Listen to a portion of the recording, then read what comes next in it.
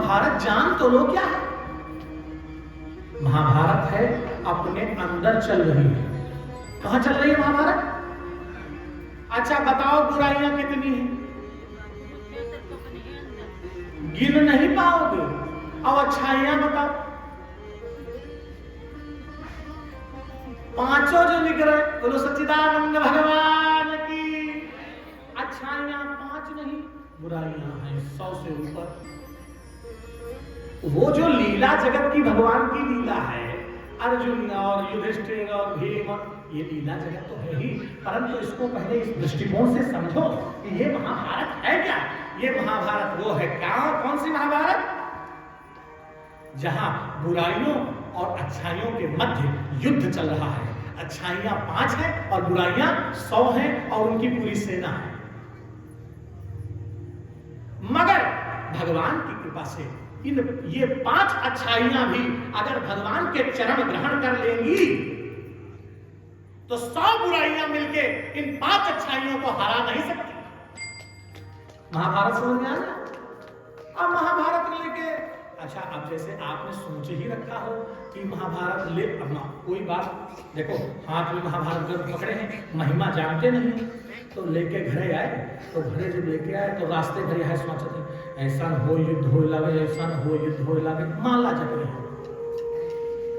घर तक आए 108 ना जप रही। अब वो ग्रंथ धर रही, मार हो लागे मारे कि जपत चले आए और दोष लगे ग्रंथ पर। जो जपोगे, जैसा सोचोगे वैसे होता चला जाएगा। अच्छा सोचो, ये महाभारत है। और सुनो, इस महाभारत में इन 100 बुराइयों से 5 अच्छाइयां तभी जीतती हैं। कब? मैं तुलसीदास जी की तुलसी पत्र, इस श्रीमद् भागवत कथा के प्रारंभ में जो ये चरित्र प्रारंभ हो रहा है, यहां चढ़ा देना चाहता हूं।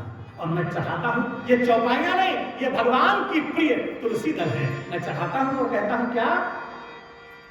ईश भजन सारथी सुजाना, ईश भजन सारथी सुजाना, ईश भजन सारथी सुजाना, ईश भजन सारथी सुजाना, ईश भजन भजन सारथी सुजाना, ईश भजन सारथी सुजाना, जय जय होय सो स्यंदन आना, जय जय होय सो स्यंदन आना।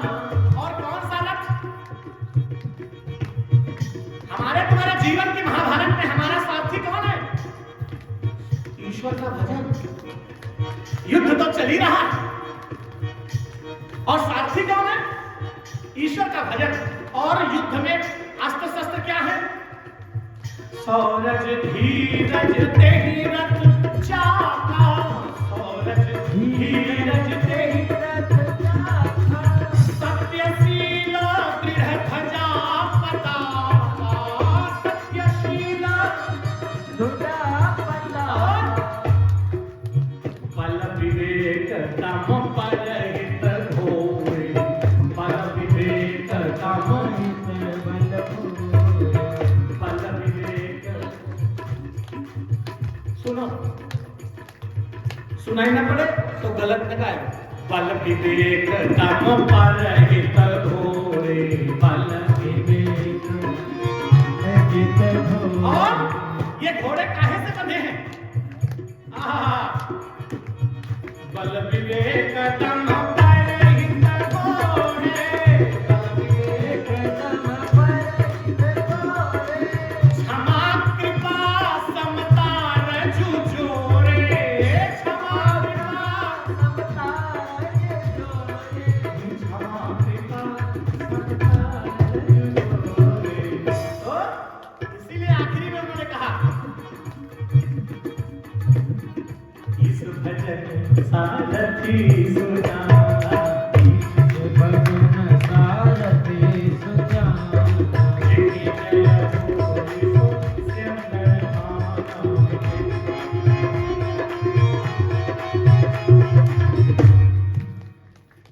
तो महाभारत समझ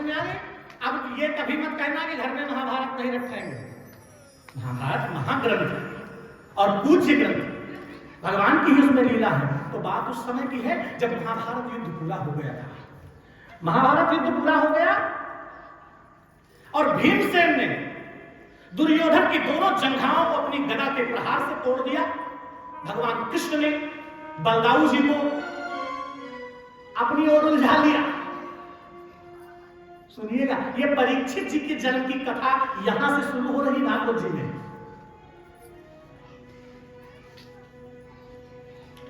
कृष्ण जी ने बलदाऊ, चूंकि बलदाऊ जी जो थे बलराम जी, वो दुर्योधन के गुरु थे, गदा गुरु। तो बलराम जी को अपनी तरफ ले गए कृष्ण जी बातों में उलझा के, क्योंकि उलझा के काम निकलवाना भगवान कन्हैया लाल से ज्यादा बेहतर कोई नहीं जानता। इधर दुर्योधन की जंघाओं पर गदा प्रहार से जंघाएं छत और दुर्योधन तड़पता हुआ पड़ा, मानो मृत्यु के द्वार पर खड़ा है। बस मृत्यु ही अभी नहीं आई है, सारे कौरव समाप्त हो चुके हैं, अत्यंत दुख की अवस्था है उसकी। और सुनिए, इतना ही नहीं, युद्ध तो पांडवों ने जीता, मगर इन पांडवों को इस बात का दुख है कि काश भाइयों भाइयों में युद्ध न होता।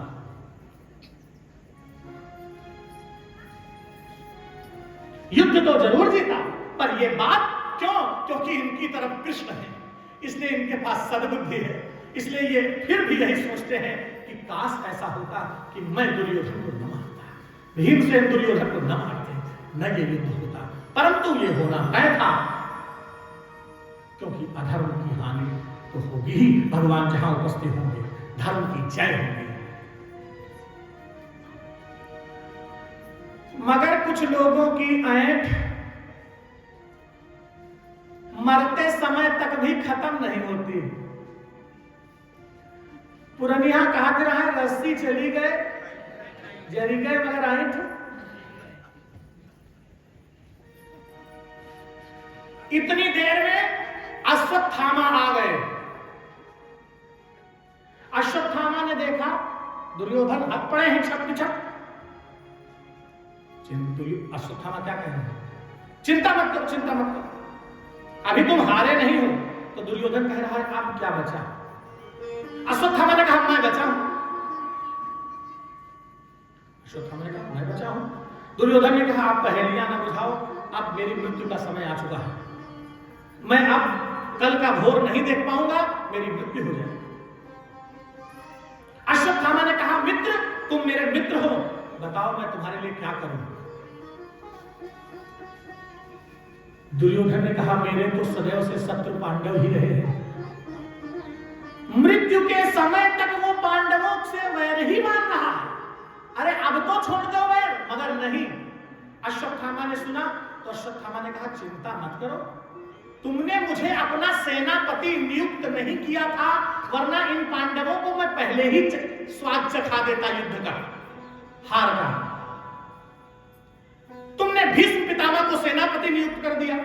यह बात कौन कह रहा? अश्वत्थामा। किससे? दुर्योधन से, जो मरने वाला है। वाह भैया वाह,